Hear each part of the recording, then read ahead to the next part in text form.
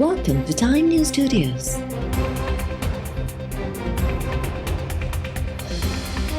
You are watching 3 p.m. Bulletin.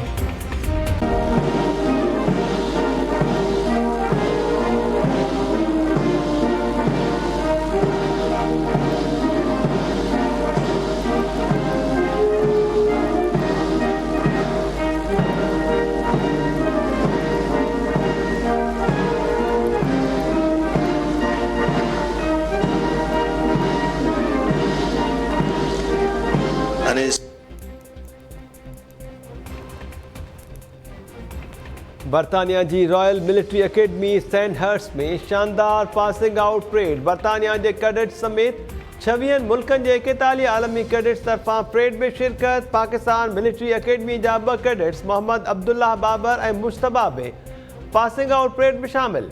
पाक फौज सरबराह general Qamar Javed Bajwa तरफां परेड जो मुआयनो। Army chief general Qamar Javed Bajwa तरफां परेड के खिताब दौरान पास आउट कंदड़ कैडेट्स के वाधायूं।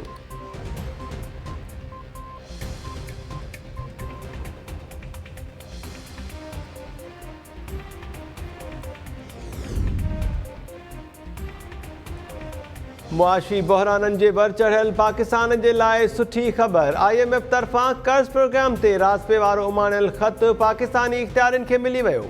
नाणे खाते जी इख़्तियारनि जो चवणु आहे त कर्ज़ प्रोग्राम जी बहालीअ जे लाइ हाणे रुगो बोर्ड जी मंज़ूरी रहियल आहे। पाकिस्तान तरफ़ां सहियूं करण बैदि लेटर वापसि IMF ॾांहुं उमाणियो वेंदो।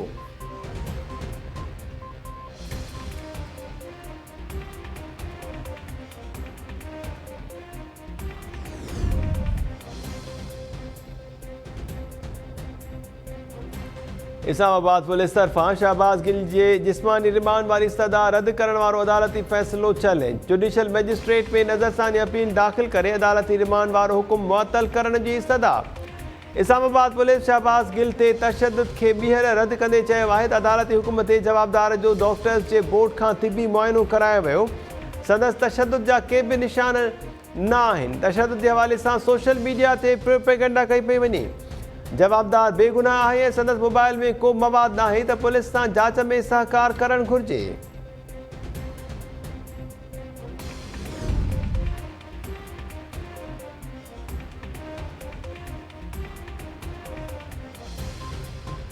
शहबाज गिल तरफां फ़ौज बाबति बयान ॾियणु ऐं मोबाइल फ़ोन में डेटा मौजूदु हुजण जो एतराफ़। इस्लामाबाद जी अदालत तरफां शहबाज गिल जे केस ते ॿुधणी बाबति लिखत में हुकुमनामो जारी। हुकुमनामे मूजिबि जांच ऑफिसर चयो आहे त शहबाज गिल ॾोह जो एतराफ़ कंदे ॿुधायो त डेटा संदसि मोबाइल फ़ोन में मौजूदु आहे। पैमरा खां शहबाज गिल जे इंटरव्यू जो रिकॉर्ड वठी FIA ॾांहुं माणियो वियो आहे। वॉइस मैचिंग जी रिपोर्ट पॉज़िटिव आई आहे। जवाबदार लगातार कूड़ ॻाल्हाए रहियो आहे। संदसि पॉलीग्राफिक टेस्ट कराइणी पवंदी। शहबाज गिल सां ॻाल्हि ॿोल मोबाइल फ़ोन ते नथी हुई। इंटरव्यू लाइ बनी गाला ऑफिस में लॻल लैंडलाइन इस्तेमालु कई वई।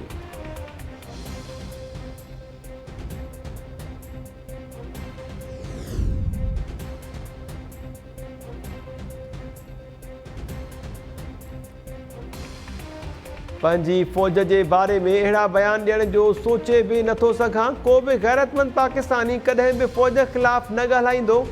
बग़ावत लाइ भड़काइण जे केस में गिरफ़्तार PTI अॻवान तरफ़ां पुलिस ते तशद्दुद जो ॿीहर इल्ज़ाम। शहबाज गिल तरफ़ां अदालत में कमीस मथे करे तशद्दुद जा निशान ॾेखारण जी कोशिश। शहबाज गिल चयो त खेसि सियासी इंतकाम जो निशानो बणायो पियो वञे। वकीलनि सां मिलणु नथो ॾिनो वञे। सॼी राति निंड बि नथी करणु ॾिनी वञे।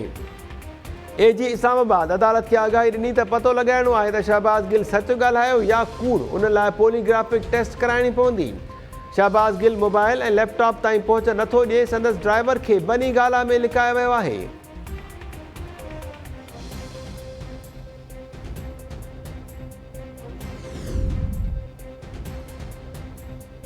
PTI सरबराह तरफ़ां बग़ावत लाइ भड़काइण जे केस में गिरफ़्तार शहबाज गिल ते मुबैना तशद्दुद जी मज़म्मत। इमरान ख़ान पंहिंजे ट्वीट बयान में चयो आहे त शहबाज गिल खे कहिड़े क़ानून तहत ऐं कंहिंजे हुकुम ते तशद्दुद जो निशानो बणायो पियो वञे। हुन कानून जी भञकड़ी कई आहे त खेसि सफ़ाई पेश करण जो मौक़ो मिलणु घुरिजे। शहबाज गिल ते जिस्मानी तशद्दुद जी सख़्त लफ़्ज़नि में मज़म्मत कयां थो। इम्पोर्टेड हुकूमत खे बचाइण लाइ नक जी पकाईअ सां आइन ऐं कानून जो तक़दुस पामाल कयो पियो वञे।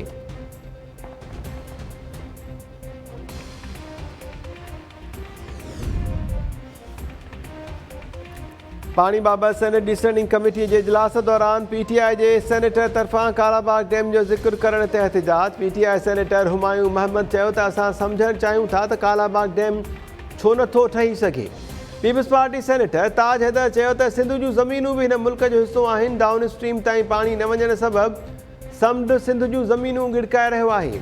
सेनेटर कुरतुलैन मरी चयो त कालाबाग डैम जो मनसूबो मरी चुको आहे, हाणे उन जो ज़िक्र न थियणु घुरिजे।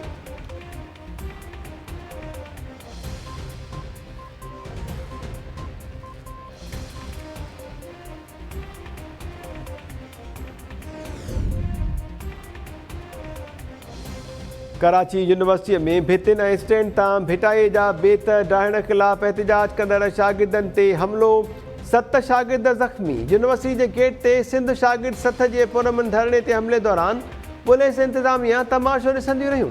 शागिर्दनि जो चवणु आहे त जमात इस्लामी सां लॻियल शागिर्द तंज़ीम जे कारकुननि हमलो कयो। स्टैंड ऐं भितियुनि ते लिखियल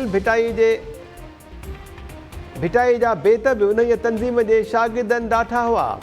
यूनिवर्सिटी इंतिज़ामिया ऐं पुलिस हमले में मुलविस जवाबदारनि ख़िलाफ़ कार्रवाई जे लाइ तयारु नाहे।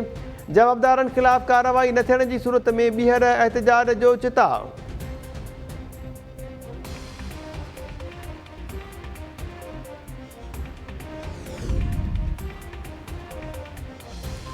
महरान यूनिवर्सिटीअ में आर्किटेक्चर जे शागिर्द कुलदीप जे मौत जा कारण कहिड़ा? महरान यूनिवर्सिटीअ जे वाइस चांसलर 5 रुकनी जांच कमेटी जोड़े छॾी। साॻी फैकल्टी आर्किटेक्चर जो dean doctor Khan Mohammad Birohi committee जो कन्वीनर मुक़रर। कमेटी जे TORs में कुलदीप जो रत वठण खां अॻु घुर्बल टेस्टुनि बाबति जांच शामिल न कई वई। महरान यूनिवर्सिटी जे शागिर्दनि ऐं शागिर्दाणियुनि तरफ़ां रैली बाद मुख्य गेट ते धरनो। शागिर्दनि जो चवणु आहे त कुलदीप जो मेडिकल क़तलु थियो आहे। कुलदीप खां अॻुवाट टेस्टूं कराइण बिना रतु वरितो वियो। रतु ॾियण बाद संदसि तबियत ख़राब थी वई हुई। यूनिवर्सिटीअ में RBC ब्लड बैंक जूं गाॾियूं घुराए शागिर्दनि खां ज़ोरीअ रतु वरितो वेंदो आहे। मामले जी शफ़ाफ़ जांच करे शागिर्द जे खून सां इंसाफ़ जो मुतालबो।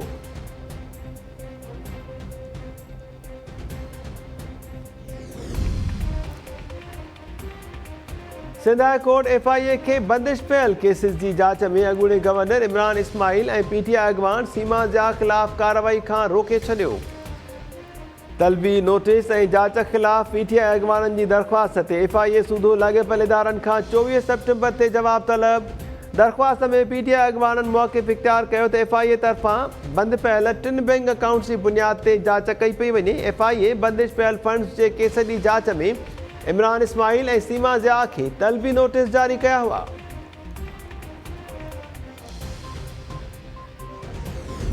MOU साइन करी इंशाल्लाह उनका गो हेड आ चुका है हमें, और हम इंशाल्लाह यहाँ BS फिल्म मेकिंग ला रहे हैं जिसमें आपका पूरा विजुअल आर्ट, परफॉर्मिंग आर्ट का। उसमें शर्त यह है कि हीरो में होगा।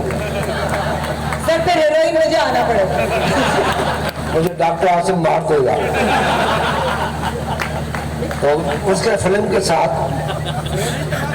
आप म्यूजिक का भी जरूर करें। Thank U. अरोड़ यूनिवर्सिटीअ में तक़रीब खे ख़िताब दौरान वफ़ाक़ी वज़ीर ख़ुर्शीद शाह ऐं वाइस चांसलर डॉक्टर समरीन विच में दिलचस्प जुमलनि जी ॾेवट। ख़ुर्शीद शाह चयो त यूनिवर्सिटीअ में म्यूज़िक जी सिख्या जो शोबो क़ाइमु कयो वञे। आउं हर क़िस्म जी मदद करण लाइ तयारु आहियां। वाइस चांसलर डॉक्टर समरीन तरफ़ां फिल्म मेकिंग शोबे बाबति आगाही ॾियण ते ख़ुर्शीद शाह चयो त शर्त आहे त फिल्म में हीरो आउं हूंदुसि। डॉक्टर समीर हुसैन चयो त पोइ फिल्म में हीरोइन मूंखे थियणो पवंदो। ख़ुर्शीद शाह वाइस चांसलर खे जवाबु ॾींदे चयो त पोइ डॉक्टर आसिम मूंखे मारे छॾींदो। तक़रीब में दिलचस्प जुमलनि जी ॾेवट ते टहिकड़ा।